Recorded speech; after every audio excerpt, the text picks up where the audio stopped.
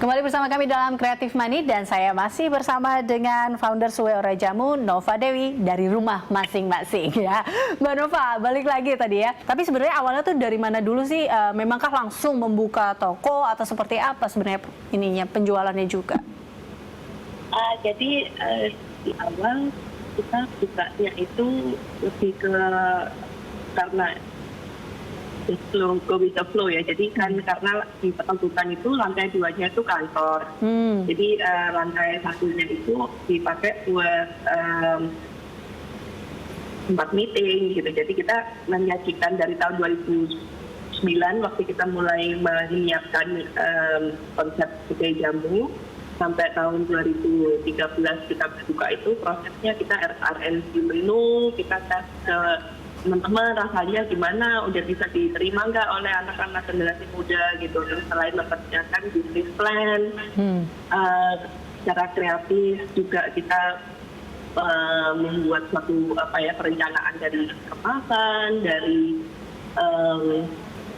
gimana supaya bisa environmentally friendly, gimana supaya kita membawa pesan-pesan yang baik dan terbagikan dari bukan hanya jamu tapi message-message apa yang bisa kita angkat gitu. Jadi merancang Suweora Jamu waktu itu juga butuh cukup lama karena banyak kolaborasi ya yang terjadi juga sambil berjalan. Jadi misalnya dengan komunitas seni, komunitas budaya, komunitas musik gitu. Jadi kita sambil beriringan karena gimana caranya merubah mindset jamu ini nggak gampang ya. Jadi ketika kita mau mengangkat kembali yang jamu dirasa jadul, kuno, orang tua dan nggak keren. Jadi ini gimana bisa kita angkat? Jadi melalui dengan bersama-sama ya sebenarnya gotong royong kehidupan dari jamu-jamu ini karena kan dari bahasa Jawa kuno jampi usodo.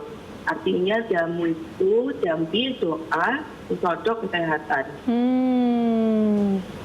Oke, nah, doa jadi, untuk kesehatan berarti ya? Kita ngomongin menjamu gitu kan.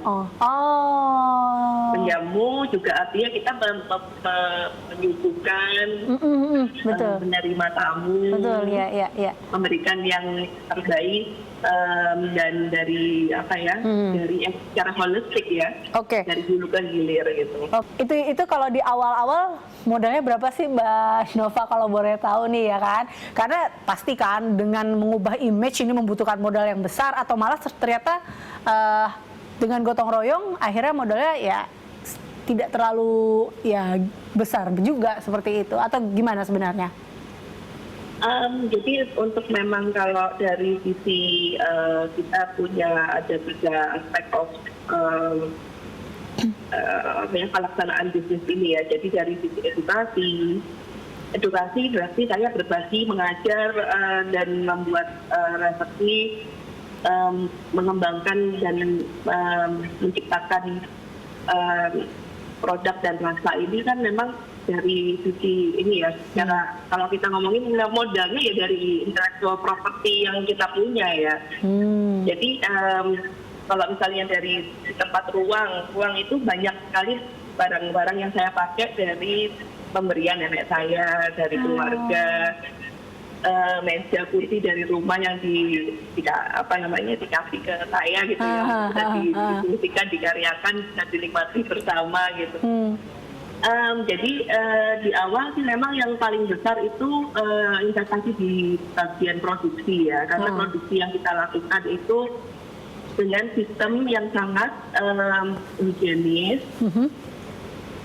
Artinya semuanya masih dilakukan secara manual karena kita tidak mau mengubah esensi dari buat jamu, minum jamu. Jadi kalau kita mempelajari proses gitu ya, jadi proses membuat jamu itu ada macam-macam kan, ada yang dikeringkan, ada yang press, ada yang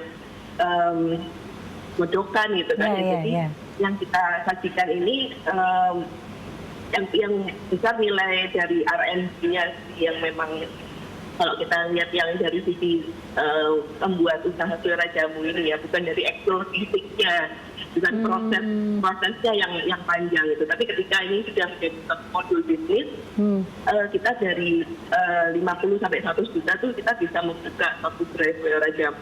Oh, oke, baik. Ini berapa sih tim yang memang awal banget Mbak Nova waktu itu tuh sendirian banget atau emang ada berapa orang sih waktu itu pertama kali bikin ya sampai sekarang udah berapa orang yang ada di dalam Sue Ora Jamu? Jadi kalau timnya saat ini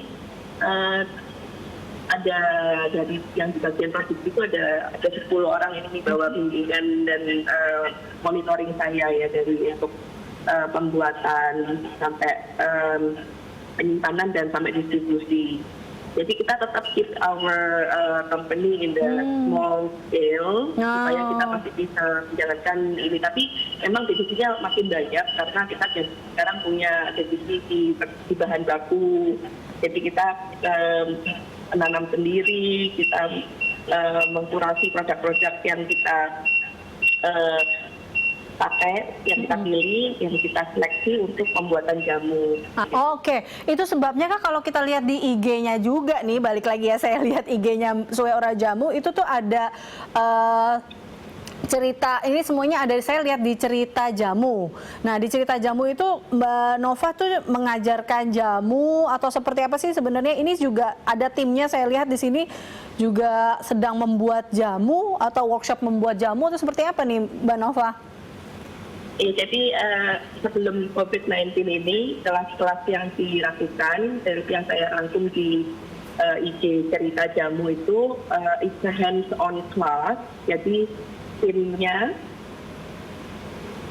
ada yang asisten saya untuk menyiapkan ya, jadi dari peserta yang datang bisa beraktivitas. Nah itu biasanya saya ada dua tim yang saya bina untuk bisa menjadi asisten untuk kedepannya mereka juga bisa menjadi pencerita jamu dan berbagi tentang teknik membuat jamu. Oke. Kita akan lanjutkan perbincangan ini. Tadi Anda sempat mengungkit terkait dengan COVID-19. Kita tahu ya Mbak Nova, semenjak COVID-19 ini semua teman-teman empon-empon ini ada di jamu dan empon-empon ini harganya naik. Apakah juga naik dengan penjualan botol-botol dari Sue Ora Jamu ini? Nah kita akan membahasnya nanti ya Mbak Nova. Usai jeda pemirsa, tetaplah bersama kami.